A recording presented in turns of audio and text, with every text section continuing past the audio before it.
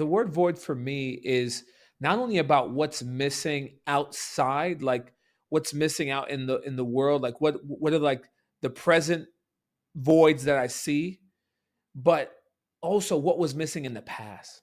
Like when I look in my life, like my past life, like the things I lived through, like for example, as a child, I had voids, I had things that were missing. So those things that were missing are actually things that I value today, right? I always tell people this.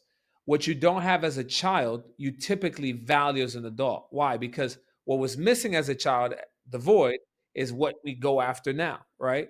So that's really it. Like, and when we not just identify them, but when we lean into it, Meek, when we actually think through and think about it, I'm like, wait a second, okay, how does this apply for me in my business? How does this apply to me in my career? And as I'm developing, how can I identify voids in my company, not to complain and not to accuse and just identify all the problems, but how can I apply? How can I now identify those voids and then now create those voids into values and then not start to fill those voids so I can grow in my career, so I can grow in my business, so I can grow as a person.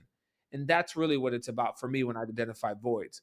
Because sometimes you get people that focus so much on what's not there, they'll focus on the glass half full, if you will, or half empty, and really focusing on how can we make things better and not just negative, but positivity.